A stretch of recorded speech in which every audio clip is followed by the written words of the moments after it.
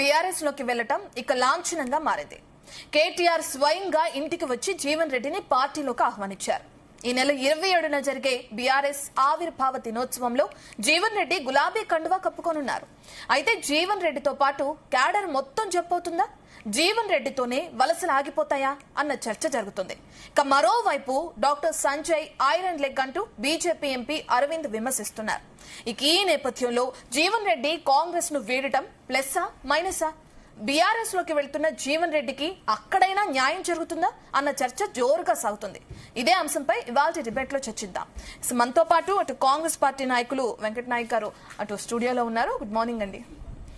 BRS నుంచి లక్ష్మీ నరసింహారెడ్డి గారు Zoom లో జాయిన్ అవుతున్నారు. బీజేపీ నుంచి రామ్ రెడ్డి గారు, అలాగే పాపారావు గారు అనలిస్ట్, ఆయన కూడా జాయిన్ అవుతున్నారు మనకి జూమ్ లో. అందరికీ ముందుగా గుడ్ మార్నింగ్ అండి.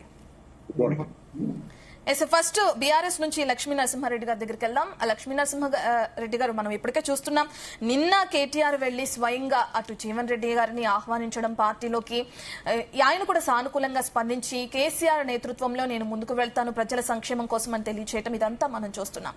అయితే కాంగ్రెస్ పార్టీలో దక్కని ప్రాధాన్యత ఇప్పుడు బీఆర్ఎస్ లో అటు జీవన్ రెడ్డికి దక్కుతుందా? మరి బీఆర్ఎస్ పార్టీ నుంచి ఏం చెప్తున్నారు? అటు కేటీఆర్ గానీ కేసీఆర్ గానీ జీవన్ రెడ్డిని పార్టీలోకి తీసుకొచ్చిన తర్వాత ఎటువంటి మార్పులు చోటు చేసుకునే అవకాశం ఉంటుంది అనుకోవచ్చు?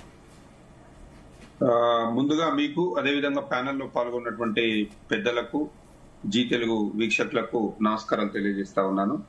ఈరోజు ఏదైతే నిన్న జరిగినటువంటి ఎపిసోడ్ ఉన్నదో, అంటే కేటీఆర్ గారు అదేవిధంగా బీఆర్ఎస్ పార్టీ నాయకులు జీవన్ రెడ్డి గారి స్వగృహానికి వెళ్లడము, మరి అక్కడ వారిని పార్టీలోకి ఆహ్వానించడము, వారు సానుకూలంగా స్పందించడం అనేది చాలా సంతోషంగా ఉంది. ఎందుకంటే జీవన్ రెడ్డి గారు ఒక గొప్ప నాయకుడు, ప్రజానాయకుడు. గొప్ప నాయకుడు కంటే కూడా ప్రజానాయకుడు. ప్రజలతోటి ప్రతినిత్యము కలిసిమెలిసి ప్రజల కోసం పనిచేసేటువంటి ఒక గొప్ప నాయకుడు, సీనియర్ మోస్ట్ లీడర్. వారి యొక్క అనుభవాలు, వారి యొక్క ఆలోచనలు చాలా ఉపయోగపడతాయనేటువంటి ఆలోచన ఉంది. నేనేమంటున్నానంటే, జీవన్ రెడ్డి గారు కరీంనగర్ నుంచి, కరీంనగర్ అంటేనే జీవన్ రెడ్డి గారు, జీవన్ రెడ్డి గారు అంటేనే కరీంనగర్. ఉమ్మడి కరీంనగర్ జిల్లాలో అంత అనుభవం ఉన్నటువంటి నాయకుడు కానివ్వండి, అంత ఆలోచన ఉన్నటువంటి నాయకుడు కానివ్వండి మరెవరు కూడా లేరు. ఎందుకంటే జగిత్యాల నుండి 6 సార్లుగా శాసనసభ్యులుగా ఎన్నికై, అదే విధంగా మరి 1983 నుంచి దాదాపు 2014 వరకు 3 పర్యాయాలు మంత్రిగా పనిచేసినటువంటి నాయకుడు.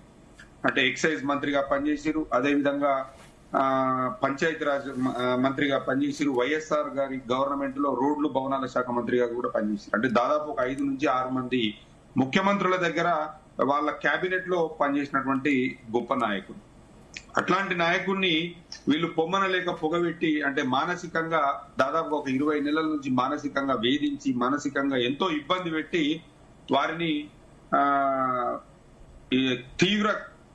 తీవ్రంగా మనస్తాపానికి గురి చేసినటువంటి పరిస్థితి మనందరం కూడా చేసినాము. వారు కూడా స్వయంగా చెప్పడం జరిగింది. దానికి తోడు నిన్న వారితో పాటుగా సహచరులుగా ఉన్నటువంటి జగ్గారెడ్డి గారు కూడా మాట్లాడడం జరిగింది. జీవన్ రెడ్డి గారు పార్టీలోకి వెళ్ళి పోవడం బాధాకరము, మరి పార్టీలో అగ్రనాయకులు మాట్లాడకపోవడము చాలా దురదృష్టకరం అని చెప్పి. నేనేమంటున్నానంటే, ఈరోజు కాంగ్రెస్ పార్టీలో ఒక్క జీవన్ రెడ్డి గారు కాదండి, రేవంత్ రెడ్డి గారి పతనం, రేవంత్ రెడ్డి గారి తిరోగమనం అనేది జగిత్యాల నుండే ప్రారంభమైంది. జగిత్యాల నుండే తొలి అడుగు అనేది ప్రారంభమైంది. ఇంకా జీవన్ రెడ్డి గారితో పాటు చాలా మంది బీఆర్ఎస్ పార్టీలో రాబోయే రోజులలో చేరబోతున్నారు. అదే విధంగా ఖచ్చితంగా రాబోయే రోజులలో రేవంత్ రెడ్డి గారికి కూడా ఈ కాంగ్రెస్ పార్టీకి బుద్ధి చెప్పడానికి చాలా మంది సిద్ధమవుతున్నారు. ఎందుకంటే జీవన్ రెడ్డి గారు తెలంగాణ ఉద్యమంలో నాటి కాంగ్రెస్ నాయకులలో భిన్న వాదనలు ఉన్నప్పటికీ, భిన్న అభిప్రాయాలు ఉన్నప్పటికీ, వారు తెలంగాణ కోసము ఎక్కడ ఉన్నా, ఏ మీటింగ్ లో ఉన్నా, ఎక్కడ ఏ ప్లాట్ఫామ్ వచ్చినా కానీ ఎవరికి కూడా భయపడకుండా గట్టిగా తెలంగాణ వాదాన్ని వినిపించినటువంటి వ్యక్తి, తెలంగాణ వాదం కోసము కొట్లాడినటువంటి వ్యక్తి, తెలంగాణ సాధించాలనే వారిలో కాంగ్రెస్ పార్టీలో ముందు ఉన్నటువంటి వ్యక్తి. ఎందుకంటే వారు ముందు వరుసలో ఉండి పోరాడినటువంటి వ్యక్తి. ఏదైతే సంజయ్ కుమార్ గారు, మరి నేను వెంకట్ నాయక్ గారు స్టూడియోలో ఉన్నారు, మరి వెంకట్ నాయక్ గారిని కానివ్వండి, అదే విధంగా కాంగ్రెస్ పార్టీ నాయకులను నేను అడుగుతా ఉన్నాను, అసలు సంజయ్ కుమార్ గారిని కాంగ్రెస్ పార్టీలో చేర్చుకున్నారు కదా, మరి వారు నిజంగానే కాంగ్రెస్ పార్టీలోనే ఉన్నారో, వారు ఏ పార్టీలో ఉన్నారో కూడా అది కూడా చెప్పాలి. ఎందుకంటే వాళ్ళేమో చేర్చుకొని కాంగ్రెస్ పార్టీలో చేర్చుకొని ఇప్పుడేమో కాంగ్రెస్ పార్టీలో లేడని చెప్తున్నారు. వాళ్ళ పరిస్థితి కూడా దిక్కుదోచని స్థితిలో ఉంది. పాపం వాళ్ళు కూడా ఏం చేయాలో అర్థం కానటువంటి పరిస్థితి ఉంది. ఎందుకంటే దాదాపు 4 దశాబ్దాల సుదీర్ఘమైనటువంటి అనుభవం ఉన్నటువంటి జీవన్ రెడ్డి గారు మరి ఈ రోజు బీఆర్ఎస్ పార్టీలో చేరడం వల్ల చాలా సంతోషంగా ఉంది. అదే విధంగా వారి యొక్క సేవలు మరి బీఆర్ఎస్ పార్టీకి అన్ని విధాలుగా ఉపయోగపడతాయని చెప్పి కూడా నేను ఈ సందర్భంగా నేను తెలియజేస్తా ఉన్నాను. ముఖ్యంగా జీవన్ రెడ్డి గారు ఏదైతే జగిత్యాలలో మరి అక్కడ ప్రజలకు కావాల్సినటువంటి మౌలిక వసతుల ఏర్పాటులో కానివ్వండి, అదే విధంగా విద్యా వ్యవస్థలో మరి పాఠశాలల అభివృద్ధి విషయంలో కానివ్వండి, కాలేజీల స్థాపనలో కానివ్వండి, ఆరోగ్య భద్రత విషయంలో కానివ్వండి, ఆసుపత్రుల ఎక్స్టెన్షన్ విషయంలో కానివ్వండి, చాలా రకాలైనటువంటి పోరాటాలు చేసి మరి అన్ని రకాలైనటువంటి మౌలిక వసతులు ఆ ప్రాంత ప్రజలకు కల్పించినటువంటి గొప్ప నాయకుడు. ముఖ్యంగా కేసీఆర్ గారితో సన్నిహిత సంబంధాలు, మంచి మిత్ర దోస్తానే ఉంది కాబట్టి, అంటే వారితో చాలా అన్యోన్యమైనటువంటి సంబంధం ఉంది కాబట్టి ఖచ్చితంగా మరి కేసీఆర్ గారి నాయకత్వంలో లక్ష్మీ నరసింహారెడ్డి గారు మళ్ళీ వస్తానండి మీ దగ్గరికి. మనతో స్టూడియోలో వెంకట్ నాయక్ గారి దగ్గరికి వెళ్దాం ఒకసారి. వెంకట్ నాయక్ గారు, మనం చూస్తున్నాం నిన్న ఏఐసిసి చీఫ్ మహేష్ కుమార్ గౌడ్ గారు ప్రెస్ మీట్ పెట్టి చెప్పడం కూడా జరిగింది. 14 సార్లు కాంగ్రెస్ నుంచి బీ ఫామ్ కూడా ఇచ్చాము మేము జీవన్ రెడ్డి గారికి, అయినా కూడా ఆయన గుర్తించలేదు అన్నారు. నిజంగా జీవన్ రెడ్డికి గుర్తుకు రాలేదా బీఆర్ఎస్ లో చేరడాన్ని? ఇప్పుడు లక్ష్మీ నరసింహారెడ్డి గారు చెప్పినట్లుగానే ఎంతో క్షోభ పెట్టి పార్టీ నుంచి పంపించేశారు అని అంటున్నారు. ఏం చెప్తారు దాని గురించి మీరు? మేడం, మీకు ప్యానెల్ పెద్దలకు నమస్కారం. 2 పదాల మీద చర్చ చేసుకుందాం. ఒకటి, మీరు న్యాయం గురించి మాట్లాడారు. ఇంకో విషయం ఏంటంటే లక్ష్మీ నరసింహారెడ్డి గారేమో ఘోష గురించి మాట్లాడారు. అది మనస్సు ఘోష దాని గురించి మాట్లాడారు. ఇప్పుడు స్క్రోలింగ్లో మీకు కనబడుతున్నారు కౌశిక్ రెడ్డి గారు, చాలా పెద్దగా హైట్గా కనబడుతున్నారు కదా.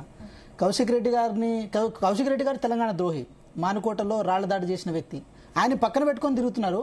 కానీ తెలంగాణ కోసం కొట్లాడిన ఈటల రాజేంద్ర గారిని మాత్రం పొమ్మని లెక్క పొగబెట్టరు. మరి ఆ రోజు ఈటల రాజేంద్ర గారి మనసు ఘోష పడలేదా? నేను ఇంకో విషయం కూడా చెప్తున్నాను. 2018లో తుమ్మల నాగేశ్వరరావు గారు పాలేరు నుంచి ఓడిపోతే అక్కడ ఎమ్మెల్యేగా గెలిచిన ఎవరైతే కందాళ ఉపేంద్ర రెడ్డి గారు మీ పార్టీలో, ఒక్క నిమిషం, మీరు మాట్లాడినప్పుడు ఒక్క మాట నేను మాట్లాడలే. మీరు మాట్లాడినప్పుడు ఒక్క మాట కూడా నేను మాట్లాడలే. నేను ఆ గౌరవం మీకు ఇచ్చిన. నేను మీకు ఆ గౌరవం ఇచ్చిన. లక్ష్మీ నరసింహారెడ్డి గారు ఒక్క నిమిషం, అతన్ని కంప్లీట్ చేయండి. పెద్దవారు, మీకు నేను ఆ గౌరవం ఇచ్చిన. చెప్పండి మేడం. అప్పుడు వాళ్ళ మనస్సు ఘోషపడలే.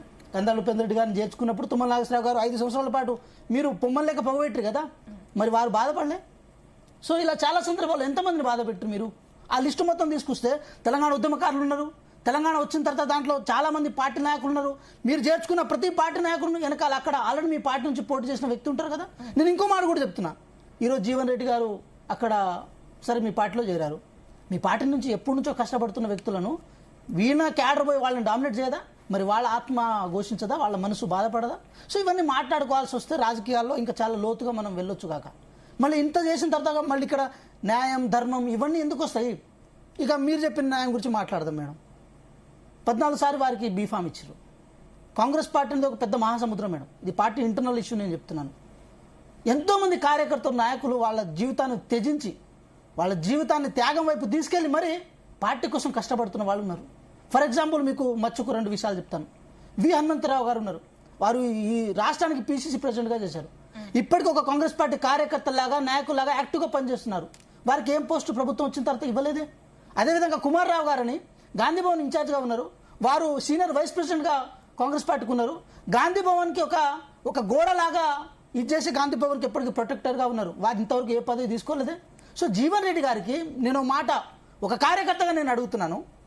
జీవన్ రెడ్డి గారికి వారు సరే 2014 తర్వాత జరుగుతున్న సినారియోలో చాలా సందర్భాల్లో వాళ్ళు ఓడిపోయిన తర్వాత కూడా వారికి ఒక హామీ ఇచ్చారు ప్రభుత్వం వచ్చిన తర్వాత.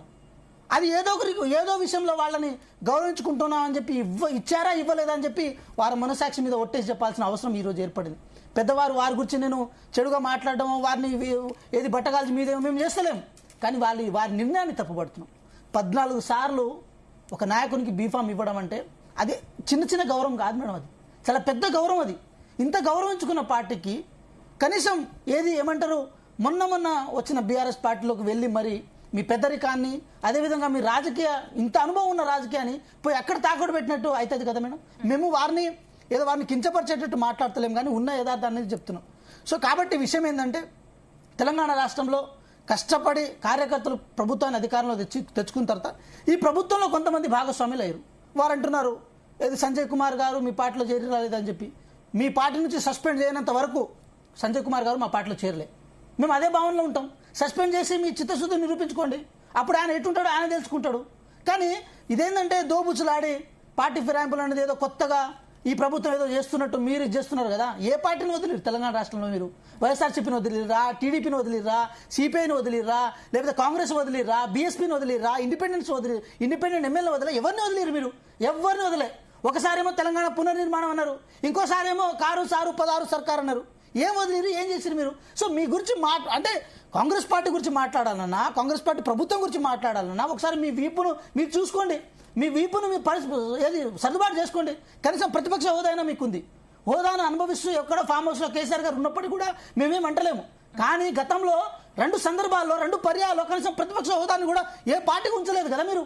సో మీరు ప్రజాస్వామ్యం గురించి మాట్లాడుతుంటే విడ్డూరంగాను కొంచెం వికారంగాను అనిపిస్తుంది.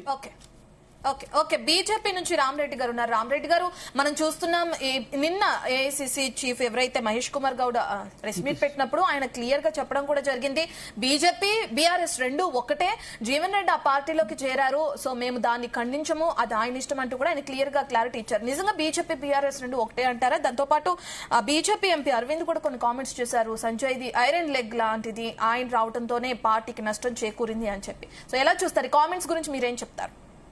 ఒకటే అండి, జీవన్ రెడ్డి గారు ఈరోజు పెద్ద మనిషి, ఏజ్లో రెస్పెక్ట్ ఇవ్వాలి అంతేగాని ఆయన చేసిన అరాచకాలు అవన్నీ మరుగున పడిపోయాయి ఇవాళ. ఎందుకంటే ఏజ్ పెరిగిన తర్వాత ఆయన 14 సార్లు ఆయన అడ్వకేట్గా ప్రాక్టీస్ చేసి నక్సలైట్లతోటి కుమ్ముక్కయ్యి మా యొక్క జితేందర్ రెడ్డి చావుకు మూలకారకుడు ఆయన మొత్తం చేసింది, ఆయన సర్వీస్ మొత్తం కూడా నక్సలైట్లను ఇడిపించుకొస్తేందుకు, నక్సలైట్ల కోసం.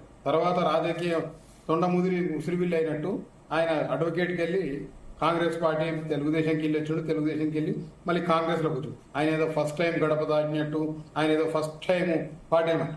ఆయన వ్యక్తిత్వం ఈరోజు పెద్ద మనిషి అండి. యాక్చువల్గా ఎవరన్నా ఒక రాజకీయ పార్టీకి అనుభవించుండు, అధికారం అన్ని విధాలు అనుభవించుండు, చేసి చివరి కాలంలో పార్టీ మారవలసిన.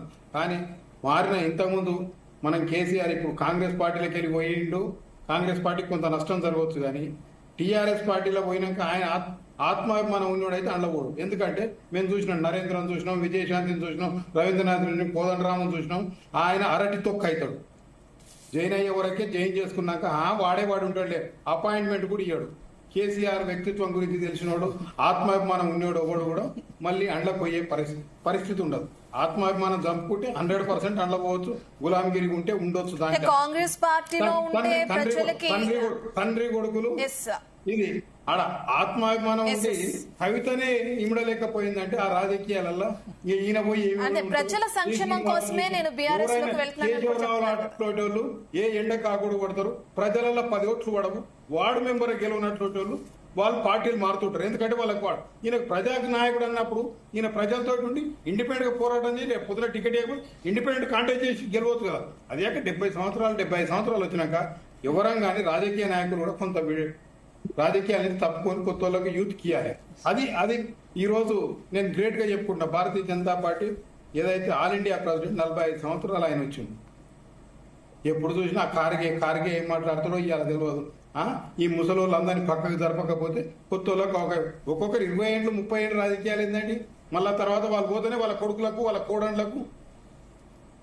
నేను పార్టీ ప్రక్షాళన జరగవలసిన అవసరం ఉంది. కేసీఆర్ దగ్గర పోయి మాత్రం ఈయన ఈ ఎక్కువ రోజులు కూడా పట్టదు, 2 ఏళ్లలోనే మళ్ళీ ఎక్కడ కాకుండా నా ఘాటుక అయిపోయి ఉంటాడు. విన్న రెస్పెక్ట్ ప్రజల విన్న రెస్పెక్ట్ పోతుంది. కేసీఆర్ జైన్ అయ్యే వరకు ఎంత బ్రహ్మాండంగా ఉంటుంది. నీ ఎంత మంచోడు లేడు, నువ్వు ఉండబట్టుకని ఇట్లా చాలా మంది బట్టలు చెప్పుకున్న నా దగ్గర 100 మందిని చూపిస్తాను నేను. అందుకోసం ఒక్కటి, ఈరోజు భారతీయ జనతా పార్టీ రాజకీయంగా విమర్శలు చేస్తుండొచ్చు మహేష్ కుమార్ గౌడ్, బీజేపీ, బీఆర్ఎస్. ఎందుకంటే వాళ్ళిద్దరికి ఉన్న 400 వాళ్ళకి వెళ్ళి ఇళ్ళకి జాయిన్ అవుతారు, ఇళ్ళకి వెళ్ళి అండ్లకి జాయిన్ అవుతారు. ఇలా ఉన్న కాంగ్రెస్ పార్టీ ముఖ్యమంత్రి కూడా ఏ పార్టీ టీఆర్ఎస్లోకి వెళ్ళి తెలుగుదేశం, టీఆర్ఎస్, కాంగ్రెస్ కు వచ్చిండు. వాళ్ళు ఉన్నోళ్ళు ఎవరు మారారు, ఎప్పుడు పొత్తు లేదు. ఒకటినండి, టీఆర్ఎస్ కు భారతీయ జనతా పార్టీకి ఎప్పుడు పొత్తు లేదు. మంత్రివర్గం వాళ్ళు ఉన్నారు, వీళ్ళు అయిన తర్వాత పార్టీలు మారడం. కేసీఆర్ అంతకుముందు అధికారం రాకముందు టీఆర్ఎస్ పార్టీ ఉన్నప్పుడు 4 చీరి చింత కట్టాలన్నాడు పార్టీలు మారిన వాళ్ళని. ఆయన చేంజ్ చేసుకున్నాడు. ఫస్ట్ టైం చేంజ్ చేసుకుంటే ప్రజలు హర్షించారు. ఎందుకంటే వీళ్ళు చంద్రబాబు నాయుడు ఏదో ప్లాన్ చేసి ఇచ్చేస్తున్నాడు అని చెప్పి దాన్ని హర్షించారు. సెకండ్ టైం నీకు 88 ఇచ్చినాక వీళ్ళతోటి ఏం అవసరం లేదు. పక్క పార్టీలను ఎప్పుడైతే రాజకీయాలల్లో ఎవరైతే పక్కన ఎదురుగా ఏది ఉండొద్దు అని రైతు ఇట్లా ఏది మొలవద్దని గుంటకు వచ్చినాక మొత్తం కలుపుకొని చల్లే మళ్ళీ 6 నెలల నాడు మళ్ళీ మొలకలు మొలుస్తూనే ఉంటాయి. ఆ ప్రతిపక్షం అనేది లేకుండా చేస్తాం అనేది మూర్ఖత్వం అవుతుంది. కేసీఆర్ గారు 2వ టర్మ్ లో 88 మంది గెలిచినాక మిగతా వాళ్ళని తీసుకోవడం తప్పు. ఇప్పుడు రేవంత్ రెడ్డి గారు కూడా ఈ 10 మందిని తెచ్చి ఏదైతే ప్రజాస్వామ్యము రాహుల్ గాంధీ గారు బుక్ పట్టుకొని తిరుగుతుంటారు, దీన్ని రక్షించాలి ఇదని. మరి అదేం రక్షణ? ఆయన చెప్పేది పార్టీలు మారుతారా ఇట్లా అని. దాన్ని ఆ విధంగా మారచ్చు. మారితే రాజీనామా చేసి మారాలి. వాళ్ళు సస్పెండ్ చేయమంటారు. సస్పెండ్ చేసి ఏమైంది? సభ్యత్వం పోదు, మళ్ళీ 3 ఏళ్ళు ఉండొచ్చు. వాళ్ళు సస్పెండ్ చేయరు. వీళ్ళు కాంగ్రెస్ అని టీఆర్ఎస్ అని వీళ్ళు చెప్పుకోరు. అయిన తర్వాత అంతకంటే ఇంకా రామరెడ్డి గారు ఒకవేళ బీఆర్ఎస్ లో చేరకుండా బీజేపీ వైపు మొగ్గు చూపితే మరి మీరు ఆహ్వానించే వాళ్ళ జీవన్ రెడ్డి గారు? మా దగ్గర వచ్చేటోళ్ళు 70 సంవత్సరాల తర్వాత ఎవరు రారు బీజేపీలో. ఎందుకంటే ఏమి ఇయ్యరాడని తెలుసు.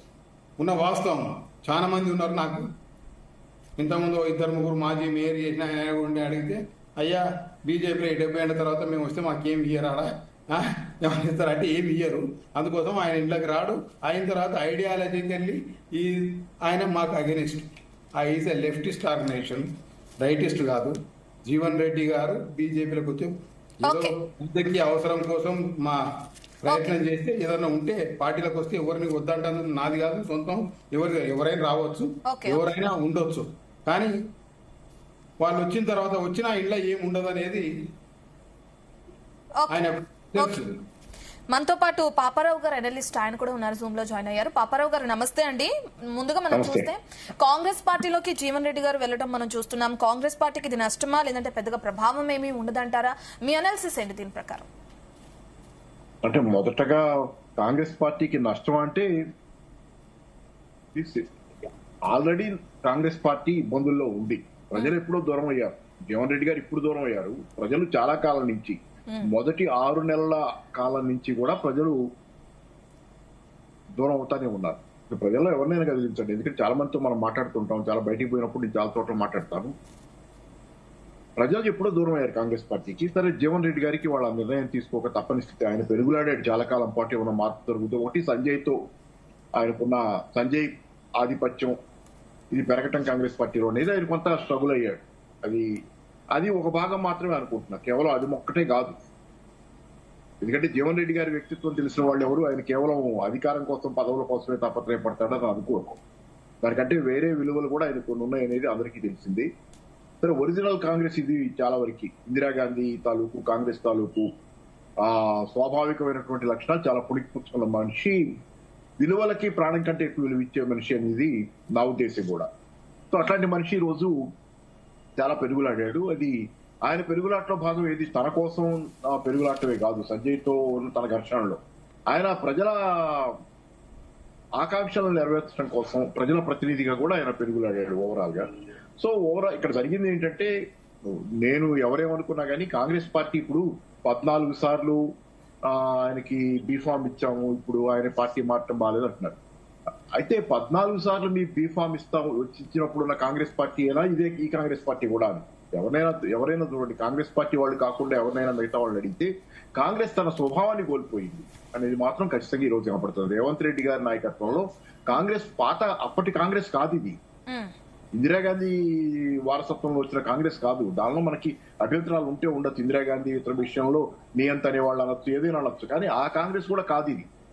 ఈ కాంగ్రెస్ పార్టీ గురించి రకరకాల విమర్శలు మనకు తెలిసినాయి. రేవంత్ రెడ్డి గారిని ఇండైరెక్ట్ గా రిమోట్ కంట్రోల్ చేస్తుంది చంద్రబాబు అనే విమర్శల దగ్గర నుంచి రకరకాల విమర్శలు.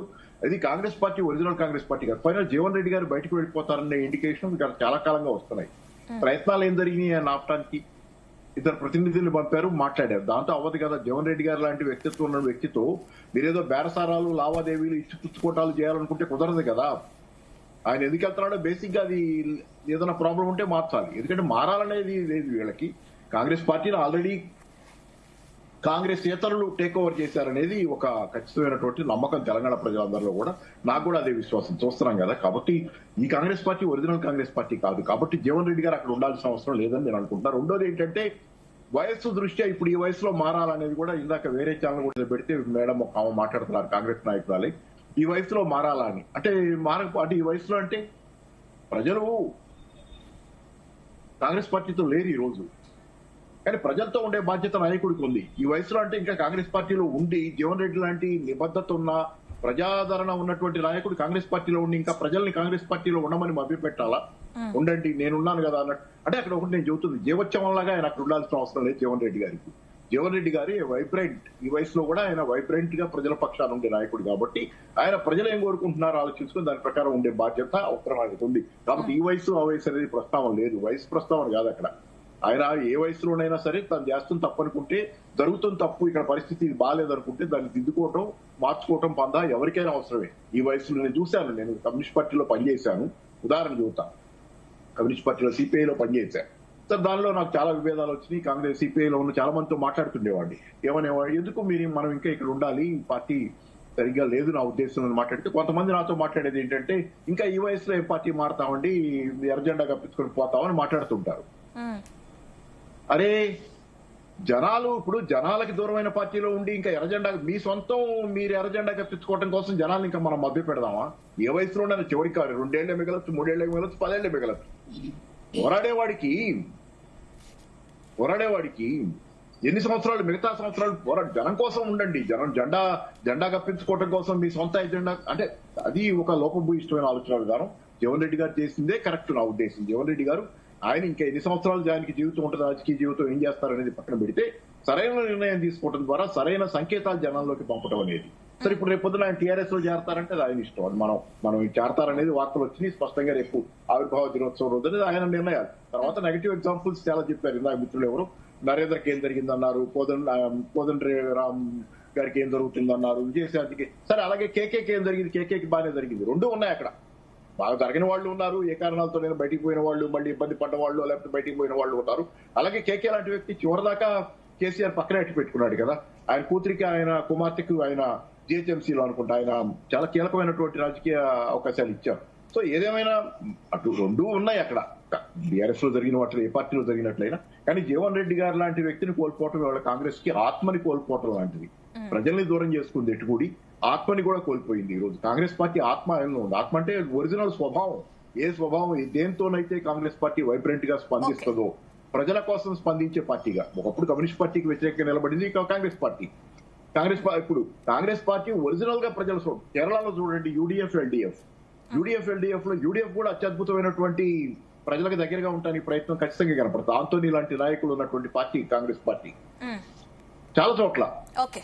అందుకని కాంగ్రెస్ పార్టీలో కూడా ఆ ఒరిజినల్ స్వభావం పోతుంది అనేది తెలంగాణలో కాంగ్రెస్ పార్టీ స్వభావం పూర్తిగా పోయింది. ఇది కాంగ్రెస్ పార్టీ కూడా కాదు. ఇందిరాగాంధీ తాలూకు కాంగ్రెస్ పార్టీ అయితే నాలాంటి వాళ్ళు కూడా ఎంతో కొంత దాని పట్ల, పేదల పట్ల దానికి ఉన్న కన్సర్న్, దాని మార్గం వేరు కావచ్చు. ఒక్కొక్కళ్ళు ఒక్కో మార్గంలో పనిచేయాలి, ఇది తప్పు అది ఒప్పు అనుకుంటారు. కానీ ఆ స్వభావం లేదు కాంగ్రెస్ పార్టీకి ఈ రోజు. కాబట్టి ఆయన బయటకు వెళ్ళడం తప్పని నేను అనుకుంటున్నా. లక్ష్మీ నరసింహారెడ్డి గారు, అంటే ఇప్పుడు బీఆర్ఎస్ లోకి వచ్చిన తర్వాత జీవన్ రెడ్డి గారి రాజకీయ భవిష్యత్ ఇంకా మెరుగుపడుతుంది అనుకోవచ్చా? ఏం చెప్తారు మీరు? తప్పకుండా అండి. ఎందుకంటే జీవన్ రెడ్డి గారు 4 దశాబ్దాల రాజకీయ జీవితం కలిగినటువంటి వ్యక్తి, అదేవిధంగా అనుభవం ఉన్నటువంటి వ్యక్తి. వారికి ఖచ్చితంగా సముచిత స్థానం ఉంటుందని చెప్పి నిన్న వర్కింగ్ ప్రెసిడెంట్ గారు చెప్పారు. అదేవిధంగా కేసీఆర్ గారిని కలిసిన తర్వాత భవిష్యత్ కార్యాచరణ కూడా ప్రకటిస్తారని చెప్పి కూడా చెప్పడం జరిగింది. అయితే ఇందాక మన మిత్రుడు వెంకట్ నాయక్ గారు మాట్లాడి కాంగ్రెస్ పార్టీలో కూడా, అంటే కాంగ్రెస్ పార్టీలో జాయినింగ్స్ అయినవి, కాంగ్రెస్ పార్టీ నుంచి వెళ్ళడం జరిగింది, ఇదంతా కామనే అన్నట్టుగా చెప్పినారు. ఇప్పుడు కాంగ్రెస్ పార్టీలో నేను ఒకటి ఏమంటున్నానంటే, కాంగ్రెస్ పార్టీ దాదాపు 100 సంవత్సరాలకు పైబడి అనుభవం ఉన్నటువంటి పార్టీ. 100 సంవత్సరాల అనుభవం ఉన్నటువంటి పార్టీల మీకు ముఖ్యమంత్రి అభ్యర్థి లేకపోయా, టీడీపీ పార్టీలోకి వెళ్ళి వచ్చిన అభ్యర్థికి మీరు ముఖ్యమంత్రి చేసి. రెండోది, మన్నమన్ననే టిఆర్ఎస్ పార్టీ వచ్చినటువంటి పార్టీలో జీవన్ రెడ్డి గారు చేరీరు అని మాట్లాడారు. ఆ మన్నమన్న వచ్చినటువంటి పార్టీ కొట్లాడి, ఆ మన్నమన్న వచ్చినటువంటి పార్టీ ముందుండి నడిపించింది కాబట్టి తెలంగాణ వచ్చింది కదా. మరి 100 సంవత్సరాల అనుభవం ఉన్నటువంటి పార్టీ మరి ఈ భారతదేశాన్ని, ఈ తెలంగాణ రాష్ట్రాన్ని, అంటే ఉమ్మడి ఆంధ్రప్రదేశ్ రాష్ట్రాన్ని దాదాపు 50-60 సంవత్సరాలు పరిపాలన చేసినటువంటి కాంగ్రెస్ పార్టీ మరి ఎందుకు తెలంగాణ కోసం కొట్లాడలేదండి గతంలో? మీరు ఒక్కసారి ఆలోచన చేయాలి. రామరెడ్డి గారు మాట్లాడుతూ ఏం చెప్తున్నారంటే జీవన్ రెడ్డి గారు గతంలో నక్సలైట్లకు పనిచేసిరు, నక్సలైట్ల కోసమే తిరిగిరు వాళ్ళు అని చెప్పి చెప్పడం జరుగుతుంది. ఆ రోజు ఉన్నటువంటి పరిస్థితులలో ఆయన వృత్తిలో భాగంగా ఆ పని చేసినారు కదా, వృత్తిలో భాగంగానే ఆ పని చేయడం జరిగింది. ముసలోళ్ళు అయిపోయిన తర్వాత కొత్తోళ్ళకి అవకాశం ఇవ్వాలని చెప్పడం జరిగింది. మరి నరేంద్ర మోడీ గారు కొత్తోళ్ళకి అవకాశం ఎందుకు ఇస్తలేరండి? అమిత్ షా గారు కొత్తోళ్ళకి అవకాశం ఎందుకు ఇస్తలేరండి? అదే విధంగా రాజ్నాథ్ సింగ్ గారు కొత్తోళ్ళకి అవకాశం ఎందుకు ఇస్తలేరండి? వాళ్ళు కూడా ముసలోళ్ళు అయిపోయారు కదా. ఈ రోజు భారతదేశంలో 140 కోట్ల జనాభా ఉన్నది. మరి మీ పార్టీలో కూడా ఎంతో మంది యువకులు ఉన్నారు కదా, వాళ్ళందరికీ కూడా ఎందుకు అవకాశం ఇస్తలేరో మీరు ఒక్కసారి ఆలోచన చేయాలి. ఇదంతా నేనేమంటున్నానంటే ఇలా కాంగ్రెస్ పార్టీల నేనేమంటున్నానంటే ఒక్క జీవన్ రెడ్డి గారు విడిపోయి జీవన్ రెడ్డి గారు ఏదో బీఆర్ఎస్ పార్టీలో చేరుతున్నారు అనేది కాదండి. ఏ వర్గం కూడా సుభిక్షంగా సంతోషంగా లేదు. ఇవాళ మీ పార్టీకి చెందినటువంటి ఎమ్మెల్యేలు ఎవరైతే ఉన్నారో కోమటిరెడ్డి రాజగోపాల్ రెడ్డి గారు కానివ్వండి, అనిరుద్ రెడ్డి గారు కానివ్వండి, మీ ఎమ్మెల్సీ విజయశాంతి గారు కానివ్వండి, ఈ రోజు ఒక్కొక్కరు మీ ప్రభుత్వాన్ని అడుగుతున్నటువంటి ప్రశ్నలకు సమాధానం చెప్పాల్సినటువంటి బాధ్యత మీ పైన ఉన్నది. ఇవాళ నేనేమంటున్నానంటే ముందు మీరు మీ స్వపక్షం మీ ప్రభుత్వంలో ఉన్నటువంటి స్వపక్షం ఏదైతే ఉన్నదో మీ యొక్క ఎమ్మెల్యేలు ఎమ్మెల్సీలు ఏవైతే ప్రశ్నలు అడుగుతున్నారో ఈ ప్రభుత్వాన్ని నిలదీస్తున్నారో వాటికి సమాధానం చెప్పి మీరు ముందు బయటికి రండి. మీరు విపక్షానికి తర్వాత సమాధానం చెప్పుదురు, తొలుత మీ స్వపక్షానికి సమాధానం చెప్పండి. స్వపక్షం అడుగుతున్నటువంటి ప్రశ్నలకు మీరు సమాధానం చెప్పండి. మీరు ఎన్నికలలో భాగంగా 100 రోజులలో ఏవైతే హామీలు అమలు చేస్తామని చెప్పిర్రో, ఏవైతే మీరు వాగ్దానాలు చేసిర్రో వాటిని మీరు అమలు చేసే దానికోసం మీరు ప్రయత్నం చేయండి. దానికోసం మీరు చిత్తశుద్ధితోటి పని చేయండి. ఇవాళ రైతులను రోడ్డు మీద తెచ్చిర్రు. రైతులకు దాదాపు 3 సార్లు ఇవాళ రైతు బంధు ఎగగొట్టి దాదాపు 27,000 కోట్ల రూపాయలు బకాయి పడ్డారు. ఇవాళ 75 లక్షల మంది రైతులకు ఇవాళ రైతు బంధును బకాయి పడ్డారు. రైతు బంధును ఎగ్గొట్టినటువంటి పరిస్థితి ఈరోజు తెలంగాణ మొత్తం చాలా స్పష్టంగా గమనిస్తా ఉన్నది. వీళ్ళు ఎంతసేపు ఉన్నా ఏమున్నది మేడం అంటే 2.5 సంవత్సరాల విలువైనటువంటి సమయాన్ని ఈ రోజు తెలంగాణ ప్రజల యొక్క విలువైనటువంటి సమయాన్ని వృధా చేసిర్రు. ఇలా ప్రజలు ఈ ప్రభుత్వం పైన విశ్వాసాన్ని కోల్పోయిర్రు. ఈ ప్రభుత్వం వచ్చే 2 సంవత్సరాలలో కూడా ఏమీ చేయదు. ఈ తెలంగాణకు శ్రీరామ రక్ష, ఈ తెలంగాణను మళ్ళీ అభివృద్ధి బాటలోకి తీసుకురావాలంటే కేసీఆర్ గారే రావాలి. కేసీఆర్ గారి నాయకత్వంలోనే ఇవాళ తెలంగాణ సమృద్ధిగా అభివృద్ధి చెందుతుంది అని చెప్పి భావిస్తున్నారు. ఇవాళ ఎక్కడ చూసినా నీళ్లు లేక రైతులు పంటలు ఎండబెట్టుకుంటున్నటువంటి పరిస్థితి. నీళ్లు విడుదల లక్ష్మీ నరసింహారెడ్డి గారు నేను మళ్ళీ వస్తానండి మీ దగ్గరికి. వెంకట్ గారితో మాట్లాడదాం. లక్ష్మీ నరసింహారెడ్డి గారు మళ్ళీ మాట్లాడదామండి. వెంకట్ గారు మనం చెప్తున్నాం, లక్ష్మీ నరసింహారెడ్డి గారు ఏదైతే చెప్తున్నారో ఒక సీనియర్లకి అవకాశం ఇవ్వలేదు కాబట్టి ఇక్కడికి వచ్చారు బీఆర్ఎస్ లోకి అంటున్నారు. అలాగే పాపారావు గారు చెప్పినట్లుగా కొన్ని ప్రజల నుంచి ఆల్రెడీ వ్యతిరేకత వచ్చింది. ఇప్పుడు సీనియర్ లీడర్స్ కూడా ఒకరొకరు పార్టీని వీడడానికి రెడీగా ఉన్నారని చెప్తున్నారు. అసలు ఎలా చూస్తారు మీరు దీన్ని? కాంగ్రెస్ పార్టీకి ఎంత వరకు నష్టం చేకూరుస్తుంది ఈ నిర్ణయంతో? మేడం 2023 అసెంబ్లీ ఎలక్షన్లో జీవన్ రెడ్డి గారు ఎమ్మెల్యేగా పోటీ చేశారు. 2024 పార్లమెంట్ ఎలక్షన్లో జీవన్ రెడ్డి గారు ఎంపీగా పోటీ చేశారు. సరే దురదృష్టవశాత్తు వాళ్ళు ఓడిపోయారు. అయినా సరే పార్టీకి కష్టపడాల్సిన అవసరం ఉంది. వారి సీనియారిటీ పార్టీకి వెచ్చించాల్సిన అవసరం ఉంది. గెలుచుంటే ఈరోజు మంత్రి అయ్యేటోళ్ళేమో. అట్లెందుకు అనుకోవద్దు? అది ప్రజల నిర్ణయం మేరకు మీ యొక్క సీనియారిటీని అక్కడ కొంతవరకు ఇబ్బందికర పరిస్థితులు మారినాయి. దాన్ని పార్టీని బదనాం చేయాల్సిన అవసరం లేదు. సో లక్ష్మీ నరసింహారెడ్డి గారు ఏమంటున్నారంటే మా పార్టీలో ముఖ్యమంత్రి అభ్యర్థి లేరని చెప్పి రేవంత్ రెడ్డి గారిని తీసుకొచ్చుకున్నారని అన్నారు. కేసీఆర్ గారు 1983లో బీఆర్ఎస్ పార్టీని స్థాపించి ఎమ్మెల్యేగా పోటీ చేసి ఇంతవరకు రాలే. ఫస్ట్ ఏమంటారు యూత్ కాంగ్రెస్లో పనిచేశారు. తర్వాత టీడీపీకి మెదక్ సంబంధించిన జిల్లా కన్వీనర్గా చేసిరు. అక్కడే ఎమ్మెల్యే చేసిరు, అక్కడే మంత్రిగా చేసిరు. తర్వాత మన సంకీర్ణ ప్రభుత్వంలో వారు కేంద్రానికి క్యాబినెట్ మినిస్టర్గా చేసిరు. ఇన్ని తిరిగి వచ్చారు కదా. మరి సో దానికి కేసీఆర్ గారే మినాయింపు కాదు కదా. మినాయింపు అయితే మీరు మాట్లాడండి. ఒక్క నిమిషం సార్, ఒక్క నిమిషం ప్లీజ్. మళ్ళీ నేనేమంటున్నా, నన్ను అడ్డుకోవడం వల్ల మీకేం జరగదు. ఒక్క నిమిషం ఇప్పుడు నేను చెప్తున్నా లక్ష్మీనరసింహారెడ్డి గారు, ఒక్క మాట చెప్తున్నా. నేను చెప్పింది వాస్తవా అవాస్తవా? లక్ష్మీనరసింహారెడ్డి గారు ఒక్క మాట, నేను ఒక్కనే అడిగేస్తా మీకు. అవాస్తవం అయితే మీరు చెప్పండి. నేను చెప్పింది వాస్తవా అవాస్తవా? నేనేం చెప్తాను, నేను మీరు ఒకటే మాట చెప్పండి అయిపోతుంది. నాయకత్వము కేసీఆర్ గారు అందరికి నాయకత్వ లక్షణాలు ఉన్నాయి కాబట్టి రాజకీయాలు వస్తారు. కానీ లక్ష్మీనరసింహారెడ్డి గారు అందరికి రాజకీయ లక్షణాలు ఉంటాయి, నాయకత్వ లక్షణాలు ఉన్నాయి కాబట్టి రాజకీయాలు వస్తారు. కానీ నేను చెప్పింది రైటా రాంగా? ఒక్క విషయం నేను చెప్తా వినండి. కాంగ్రెస్ పార్టీ కేసీఆర్ ఇంకో విషయం కూడా చెప్తున్నా చూడండి. ఇందిరాగాంధీ గారి నాయకత్వ లక్షణాలు నచ్చే కేసీఆర్ గారు కాంగ్రెస్లోకి వచ్చారు. కాంగ్రెస్లోకి వచ్చిన తర్వాత వారికి టికెట్ లభించలేదు కాబట్టి ఇండిపెండెంట్గా పోటీ చేశారు, ఓడిపోయారు. మళ్ళీ టీడీపీకి వెళ్ళారు, గెలిచారు, మంత్రిగా చేశారు. మళ్ళీ తర్వాత సంకీర్ణ ప్రభుత్వంలో యూపీఏ 1లో వాళ్ళు కేంద్ర మంత్రిగా చేశారు. ఇన్ని చేసుకుంటూ వచ్చారు. సో రాజకీయంలో ఇదేదో అసహజమైన అంశమని, అసహజమైన లక్షణం అని చెప్పి మీరు చిత్రీకరించి చెప్పడం ఏదైతే అది కొంచెం వినడానికి కొంచెం మంచిగా అనిపిస్తలేదు అంతే. మేడం నేనేమంటున్నా అంటే ఒక ప్రధానమైన విషయం అర్థం చేసుకోండి. బీఆర్ఎస్ పార్టీలో బాధితులు లేనట్టు మాట్లాడతారు వీళ్ళు. బాధితులకు ఇన్ కేసు రాజకీయంగా బాధితులు కనుక ఉంటే దానిలో బీఆర్ఎస్ పార్టీ టాప్ పొజిషన్లో ఉంటుంది ఈ దేశంలో. ఉద్యమకారుల రూపంలో బాధితులు ఉంటారు.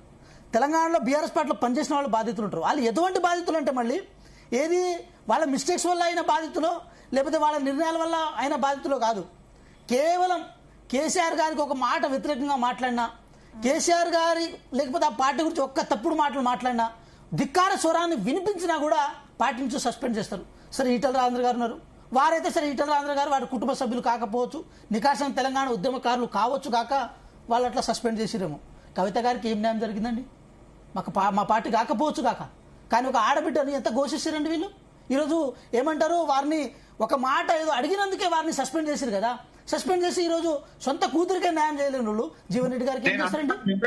ఇప్పుడు ఒక్క నిమిషం లక్ష్మీనరసింహారెడ్డి గారు, మీరు ఒప్పుకున్నా మీరు ఒప్పుకోకపోయినా ఒక్క నిమిషం నా మాట వినండి. ఒక్క నిమిషం లక్ష్మీనారాయణ, ఇప్పుడు మీరు నన్ను బుల్డోజ్ చేయడం వల్ల ఏం ఉపయోగం లేదు.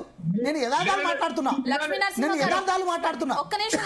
మీరు నన్ను బుల్డోజ్ చేయడం వల్ల ఏం ఉపయోగం లేదు. లక్ష్మీనరసింహారెడ్డి గారు ఒక్క నిమిషం. లక్ష్మీనరసింహారెడ్డి గారు మీతో మళ్ళీ మాట్లాడతానండి. ఒక్క నిమిషం. మీరు ముగ్గురు పెద్దవాళ్ళు మాట్లాడినప్పుడు ఒక్క మాట నేను మాట్లాడినా నేను మీ మాటలు విన్నా కదా, నేను సహనంతో విన్నా. నేను కంక్లూడ్ చేస్తాను మేడం. విషయం ఏంటంటే ఇక్కడ కవిత గారి విషయంలో వారు తీసుకున్న నిర్ణయం అది శుభముగా వాళ్ళు దాన్ని డిఫెండ్ చేసుకోవచ్చు కాక, కానీ కవిత గారి సస్పెండ్కి కనీసం వాళ్ళు ప్రాపర్ కారణాన్ని వాళ్ళు చూపేయలేకపోయారు. నేను ఇంకో విషయం కూడా చెప్తాను. మీరు ఒప్పుకున్నా ఒప్పుకోకపోయినా తెలంగాణ ఉద్యమంలో కేసీఆర్ గారు ఎంపీగా ఉన్నప్పటికీ కూడా ఏది దేశంలో యూపీఏలో ఉన్న పెద్ద పెద్ద నాయకులను కలిసే విషయంలో కేసీఆర్ గారు శశబిశలాడుతున్న సందర్భంలో కవిత గారు ఇనిషియేషన్ తీసుకున్నారు. అది వాళ్ళ మనసాక్షి తెలుసు. ఇవన్నీ వాళ్ళు బయటకు చెప్పుకోలేరు. సో నేను ఏదో కవిత గారిని డిఫెండ్ చేస్తున్న సందర్భం కాదు. ఇంత కష్టపడ్డ వ్యక్తి కూడా మీ పార్టీలో గుర్తింపు ఉండదు, కేవలం మిమ్మల్ని ధిక్కరించారని చెప్పి. కానీ మా పార్టీలో ఇంటర్నల్ డెమోక్రసీ ఉంటుంది. జీవన్ రెడ్డి గారు పార్టీ మారకంటే ముందు ఎన్నిసార్లు మా పార్టీని ఏది తిట్టడమో లేకపోతే మాట్లాడమో చేసినా కూడా ఏ రోజు కూడా వారి మీద మేము తప్పుడుగా ఏది చర్యలు తీసుకోలే. ఎందుకు? మా పార్టీలో ఇంటర్నల్ డెమోక్రసీ ఉంటుంది, ఒక వాయిస్ ఉంటుంది, ఒక అంశాన్ని లేవనైతే ఒక వేదిక ఉంటుంది అని చెప్పి మేము దాన్ని చేసినాం. కానీ ఇదే జీవన్ రెడ్డి గారు మీ పార్టీ గురించి ఒక మాట తప్పుగా మాట్లాడివ్వండి, రేపు మీ జాయినింగ్ కూడా ఉండదు. అది మీ పార్టీకి మా పార్టీకి ఉన్న తేడా. ఆ డిఫరెన్సెస్ క్లియర్ గా కనపడుతుంది కదా.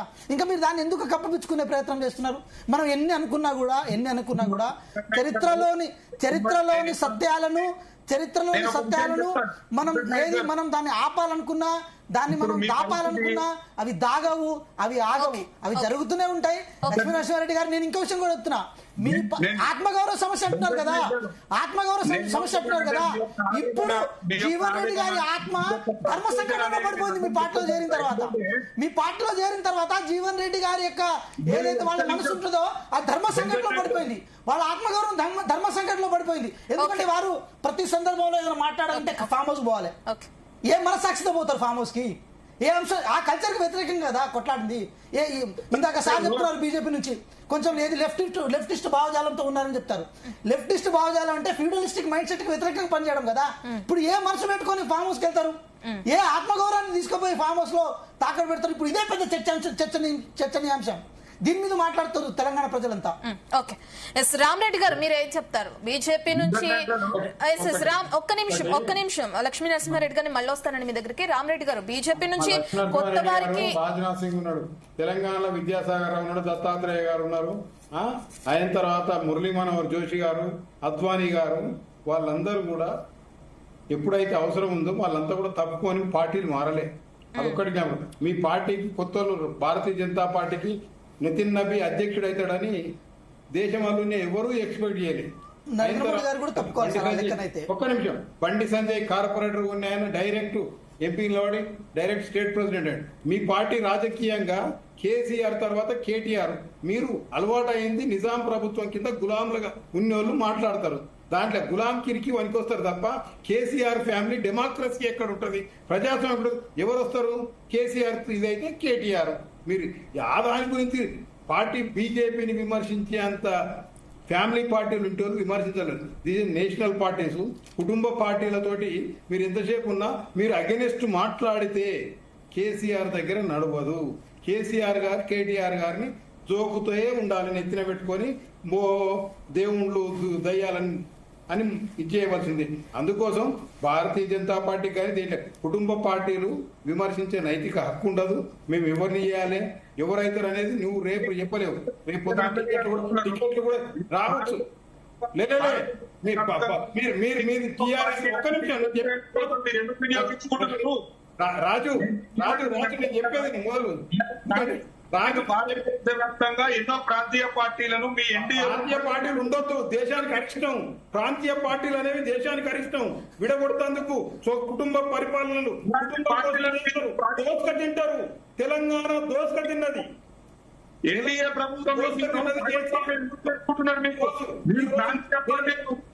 దాని మీద చర్చ కంటే ఏడెక్కి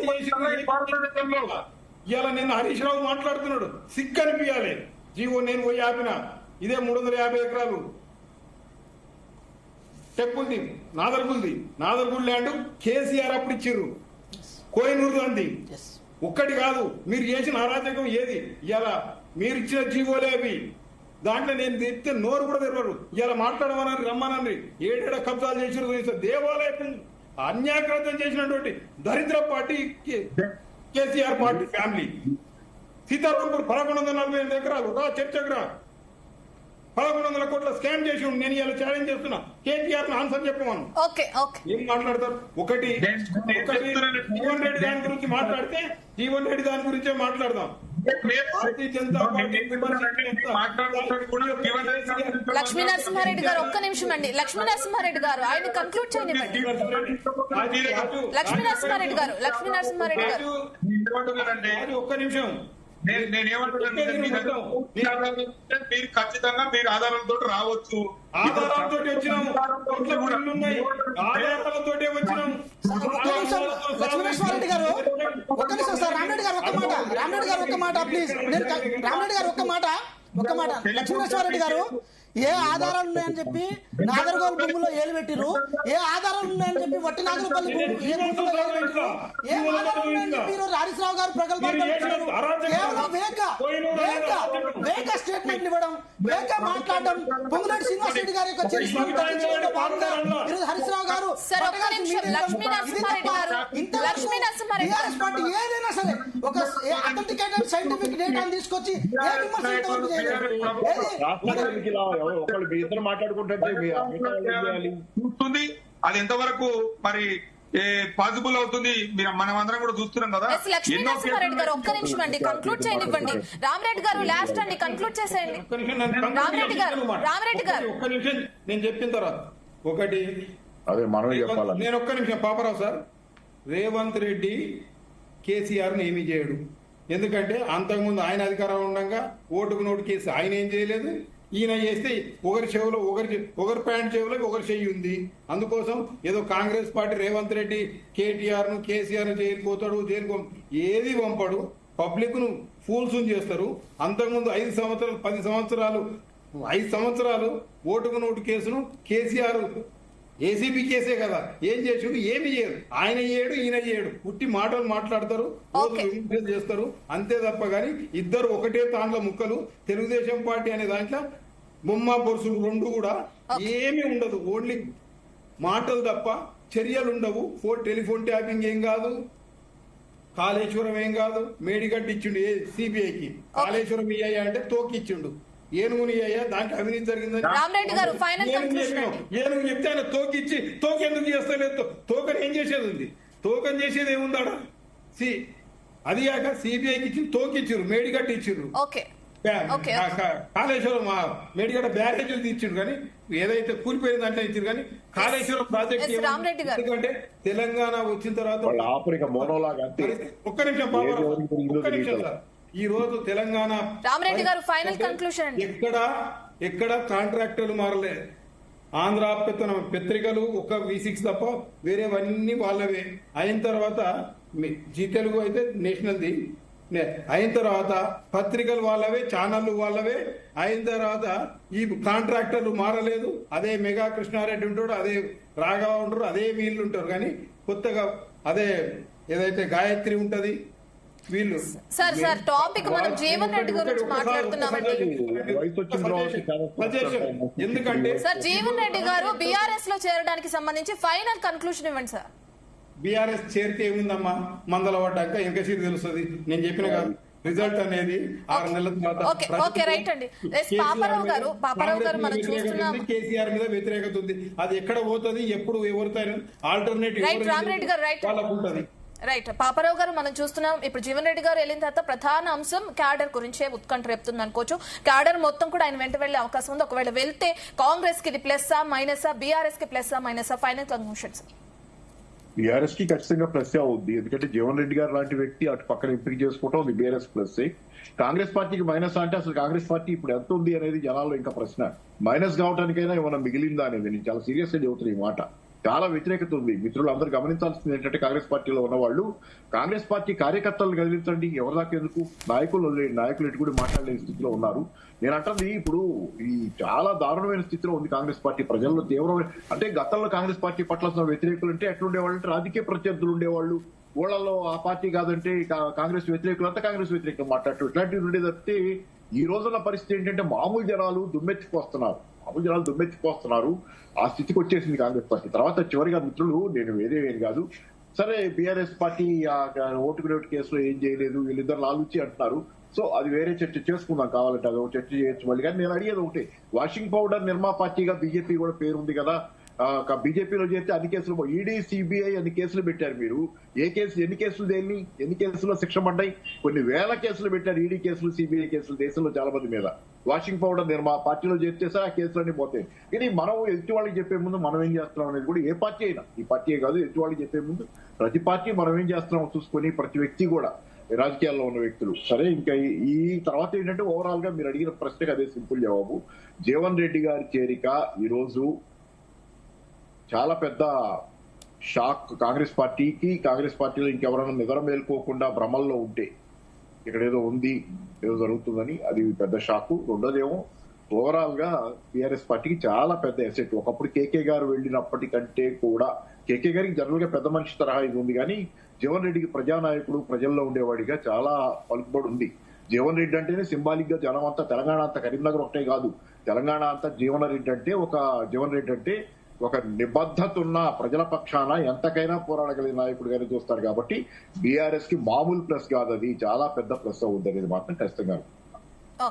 ఓకే లక్ష్మీ నరసింహారెడ్డి గారు, ఫైనల్ కన్క్లూషన్ ఇవ్వండి. ఇప్పటికే మనం చూస్తున్నాం, మరి బీఆర్ఎస్ లోకి చేరిన తర్వాత ఎటువంటి సమీకరణాలు ఉండే అవకాశం ఉంది జీవన్ రెడ్డికి సంబంధించి? Final conclusion sir. ఖచ్చితంగా అండి, జీవన్ రెడ్డి గారు ఏదైతే బీఆర్ఎస్ పార్టీలో చేరడానికి సానుకూలంగా ఉన్నారు, అది చాలా సంతోషకరమైనటువంటి విషయము. మరి వారికి కూడా పార్టీ ఖచ్చితంగా సముచిత స్థానం కల్పిస్తుంది. మరి దీనికంటే ముందు నేను ఒక విషయం చెప్పాలనుకున్నాను వెంకట్ నాయక్ గారికి. ఎందుకంటే ఏదైతే కోమటిరెడ్డి వెంకటరెడ్డి గారు ఉన్నారు, అదే విధంగా ఉత్తమ్ కుమార్ రెడ్డి గారు ఉన్నారు, వాళ్ళు కూడా సీనియర్ నాయకులు కాంగ్రెస్ పార్టీలో. అంటే ఇప్పుడు ఉన్నటువంటి ముఖ్యమంత్రి గారి కంటే సీనియర్ నాయకులు, అంటే దాదాపుగా ముఖ్యమంత్రి పదవిని ఆశించినటువంటి వ్యక్తులు వాళ్ళు కూడా ఈ బుద్ధిమంతుని బాధితులే, ఈ ముఖ్యమంత్రి బాధితులే. వెంకట్ నాయక్ గారు కూడా నేను ఒక స్ట్రేట్ క్వశ్చన్ అడుగుతున్నా, పార్టీలను పక్కకు పెట్టండి వెంకట్ నాయక్ గారు, మీరు కాంగ్రెస్ పార్టీ కాదు, నేను బీఆర్ఎస్ పార్టీ కాదు, మీరు గుండె మీద చేసుకొని చెప్పండి, కాంగ్రెస్ పార్టీలో సైకిల్ హవా నడుస్తుందా లేదా? లేదు. తెలుగుదేశం నాయకుల హవా నడుస్తుందా లేదా? పార్టీలు లేదు. పక్కకు పెట్టండి. పక్కన పెట్టే గుండె మీద ఎందుకు నడుస్తుంది? ఎందుకు నడుస్తుంది? ఫోన్ చేయండి. ఎందుకు నడుస్తుంది? ఇప్పుడు తెలంగాణలో ఇప్పుడు నడుస్తుంది మీ పార్టీలో ఉన్న వాళ్ళందరూ సైకిలే దొక్కలే, సైకిలే చూడలే, సైకిల్ మీద ఓట్లే అడగలే, సైకిల్ వాళ్ళకి సంబంధమే లేదు. మీ పార్టీలో లెక్క పెట్టాను నేను అందరినీ. ఎర్రబల్లి దయాకర్ రావు గారు, తలసాని శ్రీనివాస్ యాదవ్ గారు, మీ కేసీఆర్ గారు, ఎన్ రామారావు గారు పేరు పెట్టుకున్న మీ తారక రామారావు గారు, వీళ్ళందరినీ అసలు సైకిల్ తో సంబంధమే లేదు. మీరు ఎప్పుడు సైకిల్ తో పొత్తు పెట్టుకోలేదు, సైకిల్ తో పొత్తు పెట్టుకోలేదండి మీరు. మహబూబ్ నగర్ ఎంపీగా పోటీ చేసినప్పుడు కేసీఆర్ గారు సైకిల్ గుర్తుతో కలిసి ఓట్లు అడగలేదా? అసలు సైకిల్ ఎప్పుడు చూడాలంటే మాట్లాడుతున్నారు మీరు. అది ఆశ్చర్యకరంగా అనిపిస్తుంది. మళ్ళీ మీరు నన్ను అడగడం, నా మనసాక్షితో దానికి సమాధానం చెప్పడం ఎంత ఆశ్చర్యంగా ఉందండి. ఇంతకుముందు మీరు అడిగారు కదా నన్ను, నేను వినే ఆన్సర్ చేస్తున్నా మీకు. కాంగ్రెస్ ఉన్నదో ఆ రకమైనటువంటి కాంగ్రెస్, ఆ విలువలతో ఉన్నటువంటి కాంగ్రెస్ ఇప్పుడు లేదు. మీరు ఒరిజినల్ బీఆర్ఎస్ పార్టీని చెప్పండి ఒకసారి ఒరిజినల్ బీఆర్ఎస్ పార్టీని చెప్పండి. ఒరిజినల్ బీఆర్ఎస్ పార్టీ ఎవరండి మీ పార్టీలో? మీ పార్టీలో ఏమైనా ఒరిజినల్ బీఆర్ఎస్ ఉన్నారా? చేతుల్లో తెలంగాణ భవితవ్యాన్ని పెట్టినటువంటి పరిస్థితి కనిపిస్తా ఉన్నది. ఆంధ్ర చేతుల్లో ఇవాళ తెలంగాణ నడుస్తా ఉన్నది, వారి కనుసన్నల్లోనే నడుస్తున్నది. ఇవాళ తెలంగాణ మొత్తం తిరోగమనం వైపు వెళ్తుంది. ఒకనాడు 10 మీలాగా జగన్మోహన్ రెడ్డి గారిని ప్రగతి భవన్ లో కూర్చోబెట్టుకొని ఏది ఏమంటారు హిందూ ఏర్పాటు చేసి ఇక్కడ నీళ్ళని దోచుకుపోవడం అని చెప్పి ఏ రోజు సంకేతాలు మేము ఇయ్యలేదు. తాకట్టు గురించి మీరు మాట్లాడాలి. ఉద్యోగస్తులు సుభిక్షంగా లేరు, విద్యార్థులు సుభిక్షంగా లేరు, ఏ వర్గం కూడా సుభిక్షంగా లేదు. నేనేం చెప్తున్నానంటే ఒక సింపుల్ క్వశ్చన్ అడుగుతున్నానండి. ఇవాళ గ్రామ పంచాయతీ ఎన్నికల 3 నుంచి 4 నెలలు అవుతుందండి. ₹1 పిల్లలన్నా మీరు ఇలా రాష్ట్ర ప్రభుత్వం నుంచి గ్రామ పంచాయతీలకు ఇచ్చిర్రా అండి? మీరు ఇలా జీతాలు లేక పాపము నానా అవస్థలు పడుతున్నారు.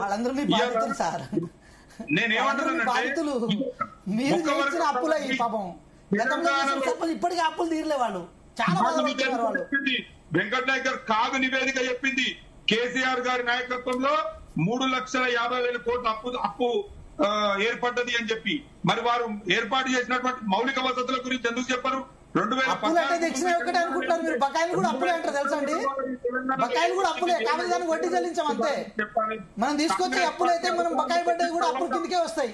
అవి ఎన్ని లక్షల కోట్లు చెప్పండి ఫస్ట్, ఆ లెక్క చెప్పండి మీరు. ఎందుకు జనాలు మిస్గైడ్ చేస్తున్నారు, ఎందుకు జనాన్ని కన్ఫ్యూజ్ చేస్తున్నారు? ఇలా ఎన్ని రోజులు ఏది అట్లా చెప్పుకొని పబ్బం గడుపుకుంటారు మీరు. తెలంగాణ రాష్ట్రానికి నేను అడుగుతున్నా లక్ష్మీనరసింహారెడ్డి గారు, నేను ఒక క్వశ్చన్ అడుగుతానండి. లక్ష్మీనరసింహారెడ్డి గారు ఒక మాట, ఏది తెచ్చుకున్న FRBM పరిధి చట్టం దాటి మరి అప్పులు తెచ్చుకునే మాత్రమే అప్పులు కిందకి చూపిస్తున్నారా? లేకపోతే తెలంగాణ రాష్ట్రానికి సంబంధించిన కాంట్రాక్టులు కానీ లేకపోతే పంచాయతీలు కానీ అవి పడ్డ బకాయిలు కూడా అప్పు కింద చూపిస్తున్నారా? ఒక్క నిమిషం మీరు వినాలి. మీరు 2.5 సంవత్సరాల కాలంలో 3,80,000 కోట్ల అప్పు చేసిర్రా లేదా? మీరు చేసిన అప్పులకు మిత్తులు కట్టడానికి, మీరు చేసిన అప్పులకు మిత్తులు కట్టడానికి ఒక్క పథకాన్ని కానీ ప్రజలకు ఒక్కొక్క డిపార్ట్మెంట్ నుంచి మినిమం 50,000 కోట్లు ఏది బకాయిలు మేడం. పంచాయతీరాజ్ కానీ, ఇరిగేషన్ కానీ, విద్యుత్ కానీ, R&B కానీ, ప్రతి డిపార్ట్మెంట్ పర్యాటక రంగంలో కూడా బకాయిలు పడ్డాం సార్ మనం. ఇంకా దారుణానికి దిగజారిపోయింది రాష్ట్రం, దిగజార్చారు మీరు. లక్ష్మీ నరసింహారెడ్డి గారు ఫైనల్ కన్క్లూజన్ అండి. లక్ష్మీ నరసింహారెడ్డి గారు సిద్ధంగా ఉన్నారు తప్ప ఈ తెలంగాణ ప్రజల సంక్షేమం కాపాడాలి. లక్ష్మీ నరసింహారెడ్డి గారు పార్టీల గురించి కాదండి, జీవన్ రెడ్డి గారు బీఆర్ఎస్ లోకి వచ్చిన తర్వాత జరిగే సమీకరణాలు ఏ విధంగా ఉన్నాయి? ఎందుకంటే బీఆర్ఎస్ లో ఇంతకు ముందు కూడా సీనియర్ లీడర్స్ చాలా మంది ఉన్నారు. సీనియర్ లీడర్స్ కి ఇప్పుడు వచ్చిన జీవన్ రెడ్డికి ఎటువంటి స్థానం కల్పించే అవకాశం ఉంది? దాని గురించి ఫైనల్ కన్క్లూజన్ ఇవ్వండి. నేను ఏమంటున్నానంటే జీవన్ రెడ్డి గారితో పాటుగా కాంగ్రెస్ పార్టీ నుంచి ఎవరైతే బాధితులు ఉన్నారో ఇంకా చాలా మంది పెద్దవాళ్ళు, వాళ్ళందరూ కూడా అదే బాటలో బీఆర్ఎస్ పార్టీలో చేరబోతున్నారు. ఖచ్చితంగా ఈ కాంగ్రెస్ ప్రభుత్వం యొక్క పతనం, కాంగ్రెస్ పార్టీ యొక్క పతనం, రేవంత్ రెడ్డి గారి పతనం జగిత్యాల నుంచే ప్రారంభం కాబోతున్నది. సుదీర్ఘమైనటువంటి అనుభవం ఉన్నటువంటి జీవన్ రెడ్డి గారు మరి ఈరోజు బీఆర్ఎస్ పార్టీలోకి రావడం చాలా సంతోషము. వారికి కూడా మేము బీఆర్ఎస్ పార్టీ తెలంగాణ మొత్తం కూడా వారికి స్వాగతం పలుకుతా ఉన్నది. ఖచ్చితంగా రాబోయే రోజులలో ఏవైతే వీళ్ళు హామీలు ఇచ్చి ప్రజలను మోసం చేసిరో ఖచ్చితంగా హామీలు నెరవేరే వరకు వీళ్ళను వదిలిపెట్టేది లేదు. వీళ్ళని నిరంతరం ప్రశ్నిస్తూనే ఉంటాము. వీళ్ళ ఎంబడి పడి ఖచ్చితంగా హామీల అమలులో వీళ్ళు చేసే విధంగా, హామీలను అమలు చేసే విధంగా వీళ్ళపైన పోరాటం చేస్తానే ఉంటామని చెప్పి మీ ద్వారా తెలియజేస్తా ఉన్నాను. వెంకట్ గారు ఫైనల్ కన్క్లూజన్. నేను ఒక మాట చెప్తాను, మీరు నన్ను ఇంటరప్ట్ చేయకండి ఈ విషయంలో. అంటే మసిపూసి మారడికాయ చేసే విధానాన్ని వాళ్ళు ఎట్లా ప్రవర్తిస్తారని అంటున్నాను నేను. గౌరవ్ పొంగులేటి శ్రీనివాసరెడ్డి గారు ఈ తెలంగాణ రాష్ట్రంలో ఒక కీలకమైన పొజిషన్లో ఉన్నారు. వారు తెలంగాణ రాష్ట్రానికి మంచికి చెడుకున్నారన్న కారణం చేత వారిని కనుక ఢీ కొడితే మాత్రం ఆటోమేటిక్గా తెలంగాణ రాష్ట్రంలో సమీకరణలు మారుతాయని చెప్పి వారి మీద రాంగ్ పర్సెప్షన్ బిల్డ్ చేయడం కోసం, వారి మీద ఏది వేగంగా మాట్లాడడం కోసం రకరకాల భూములు తీసుకొచ్చి వాళ్ళని అంటగట్టే ప్రయత్నం చేస్తున్నారు. వీరు ధరణి పేరుతో కానీ లేకపోతే మిగతా అంశాల పేరుతో కానీ ఏదైతే భూములని వాళ్ళకు అనుకూలంగా మార్చుకున్నారో టీజీటీఎస్సీ సంస్థ ద్వారా, ఆ సంస్థ ద్వారా దాచుకున్న భూములని పొంగులేటి శ్రీనివాసరెడ్డి గారు ఎప్పుడైతే బయటికి దిద్దామని అనుకుంటారో అప్పటి నుంచి వారి మీద ఖర్చు పెట్టుకుని మరి వీళ్ళు వారి మీద ఏదో ఎలిగేషన్ చేసే ప్రయత్నం చేస్తున్నారు. నేను ఒక మాట చెప్తున్నాను మేడం, ఆకాశం మీద ఉమ్మేస్తే ఆకాశం మీద పడదు మేడం, అది మన మీదే పడుతుంది. ఈరోజు హరీశ్రావు గారు చేసిన ప్రతి ఎలిగేషన్ ఏదైతే ఉందో బేస్లెస్ ఎలిగేషన్. మేము ఆ భూముల దగ్గర పోయిస్తున్నాం మేడం. ఏది వ్యక్తుల మధ్య ఉన్న పంచాయతీని పొంగులేటి శ్రీనివాసరెడ్డి గారికి అంటగట్టే ప్రయత్నం చేస్తున్నారు. అదేవిధంగా వీళ్ళు చేసిన దౌర్జన్యాలని పొంగులేటి శ్రీనివాసరెడ్డి గారిని అంటగట్టే ప్రయత్నం చేస్తున్నారు. నేను ఒకటే అంటున్నాను, మీకు అనుకూలంగా మారలేదని చెప్పి మీరు ఇలాంటి బ్లాక్ మెయిల్ రాజకీయాలు కనుక తెరదీస్తే మాత్రం ఈ తెలంగాణ ద్రోహులుగా మీరు మారిపోతారు. తెలంగాణ ద్రోహులుగా మిమ్మల్ని చూడాల్సిన అవసరం ఉంటుంది. ఎందుకంటే మీరు దోచుకున్న ధరణి పేరుతో దోచుకున్న భూములను తెలంగాణ ప్రజల భూములై, ఏది దళితులకు ఇచ్చిన ఏది అసైన్మెంట్ భూములని ఎన్ఓసీ చేయించుకున్నారు, భూదాన్ భూములను గుంజుకున్నారు, అదేవిధంగా దేవాదాయ భూములను గుంజుకున్నారు. ఈ రాష్ట్రంలో ఏ భూములను కూడా మీరు వదలలేదు. కాబట్టి ఏదైతే భూములను తిరిగి మళ్ళీ ప్రజలకు పంచుతామనుకున్నా పొంగులేటి శ్రీనివాసరెడ్డి గారి మీద మీరు ఏదైతే విషయం వెళ్ళగట్టే ప్రయత్నం చేస్తున్నారో తెలంగాణ సమాజం వెంకట్ గారు జీవన్ రెడ్డి గురించి ఫైనల్ కంక్లూజన్ ఇవ్వండి. ఎందుకంటే ఇప్పుడే లక్ష్మీ నరసింహారెడ్డి గారు చెప్పినట్లు కాంగ్రెస్ వెనుకుండి సైకిల్ నడిపిస్తుంది. ప్రెసిడెంట్ సైకిల్ కాంగ్రెస్ అనే పేరు కేవలం బీఆర్ఎస్ నుంచి కాదు, ఇతరత్ర పార్టీల నుంచి ప్రజల నుంచి కూడా వినిపిస్తున్నది. అది మీరు ఎంత వరకు సపోర్ట్ చేస్తారు? దానికి సంబంధించి మీరేం రియాక్ట్ అవుతారు ఆ విషయానికి? మేడం ఒక విషయం ఏంటంటే ఇప్పుడు జీవన్ రెడ్డి గారు బీఆర్ఎస్ పార్టీలో వెళ్ళడం ద్వారా ఇప్పటికిప్పుడు ఎమ్మెల్యే టికెట్ అయితే ఇవ్వరు కదా, మా అయితే ఎమ్మెల్యే టికెట్ ఇస్తారు. ఇన్ కేసు ఓడిపోతే సంకలు పట్టుకునేది తిరిగారు కదండి. ఫ్యాక్ట్ మాట్లాడుకుందాం. బీఆర్ఎస్ పార్టీ నేచర్ మాట్లాడుతున్నా. మీ నేచర్ ఏంటండి? ఓడిపోతే అవకాశాలు ఇచ్చే పాట మీది. ఓడిపోతే అవకాశాలు ఇచ్చే పాట మీరు. సరే మీ బోయినపల్లి వినోద్ కుమార్ రావు గారు ఇంకో రావు గారు మీరు అవకాశాలు ఇవ్వచ్చు కాక, కానీ ఇదే తెలంగాణ రాష్ట్రంలో ఓడిపోయే వాళ్ళని సంకలు పెట్టుకుని తిరిగిన పాట మీది. మీరు కూడా వివక్ష తీసేస్తున్నారు. మా పార్టీలో ఏది జగిత్యాల నుంచి వారి ఎమ్మెల్యేగా ఓడిపోయినప్పటికీ కూడా నిజామాబాద్ నుంచి ఎంపీ టికెట్ ఇచ్చి వారిని గౌరవించుకున్నాం. వారిని ప్రతి సందర్భంలో ఎమ్మెల్సీగా కానీ ఎమ్మెల్యేగా కానీ ఎంపీగా కానీ ప్రతి సందర్భంలో వాళ్ళని గౌరవించుకున్నాం.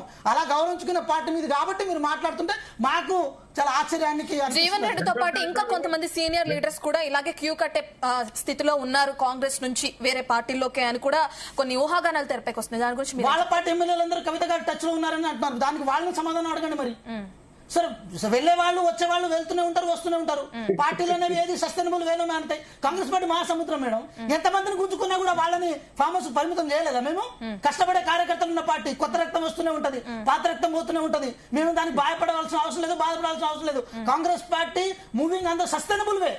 దాంట్లో మాకేముంటుంది? నేను ఒక మాట కంక్లూడ్ చేయాలి. యాక్చువల్ గా 75 సంవత్సరాలు దాటిన వాళ్ళకి ఏది రాజకీయంగా ఏం అవసరం అని చెప్పి ఇన్కేస్ బీజేపీ అట్లా సోచాయిస్తే ఏది నరేంద్ర మోడీ గారిని కూడా పక్కన తప్పియాలి మరి. సో దానికి వాళ్ళు ఎందుకు మీరు అనుకుంటారో మనకు అర్థం కాదు. కానీ ఒకటైతే నేను చెప్పదలుచుకున్నా, కాంగ్రెస్ పార్టీకి కార్యకర్తల కరువు లేదు, కాంగ్రెస్ పార్టీకి నాయకుల కరువు లేదు. మేము ఎంత కింద పడ్డా కూడా అదే బౌన్స్ మళ్ళీకి ఇచ్చేస్తాం. ఇంకో విషయం అంటే న్యూటన్ థర్డ్ లా ఏదైతే ఉందో అది మాకు క్లియర్ కట్ గా అప్లికబుల్ అవుతుంది. మేము టెన్షన్ ఇవ్వడం ఆ విషయంలో. ఎంత కిందికి పోతాం అంత పైకి లేస్తాం. ఎందుకంటే మా బలం కార్యకర్తలు, మా బలం కాంగ్రెస్ పార్టీ గ్రౌండ్ లెవెల్ లో పనిచేసే. జీవన్ రెడ్డి గారు వెళ్తూ ఒక మాట అన్నారు, రేవంత్ రెడ్డి గద్దె దిగితేనే ఆ కాంగ్రెస్ పార్టీ మెరుగుపడుతుంది, ప్రజలకి న్యాయం జరుగుతుంది, నేను ప్రజలకి న్యాయం చేయడం కోసమే బీఆర్ఎస్ లోకి వెళ్తున్నాను. దాని గురించి ఏం చెప్తారు? Final conclusion. అట్లా చెప్తేనే కదా వాళ్ళు బొకేలు ఇచ్చి శాలో కప్పేది, లేకపోతే ఎట్లా కప్తారు చెప్పండి. అంటే నిజం లేదా అందులో? మరి అట్లా చెప్తేనే వాళ్ళు దగ్గరికి తీసుకుంటారు బీఆర్ఎస్ పార్టీలు. మరి అట్లా ఎట్లా తీసుకుంటారు? ఏదో ఒకటి చెప్పాలిగా. చెప్పిండు అయిపోయింది. ప్రతి పొలిటికల్ స్టేట్మెంట్. నేనేమంటున్నా ఈ విషయంలో ఈ లక్ష్మీనరసింహారెడ్డి గారు, నేను ప్యానల్ పెద్దలందరికీ ఒకటి వినియోగించుకుంటున్నా. ఒక్క నిమిషం లక్ష్మీనరసింహారెడ్డి గారు ఒక్క మాట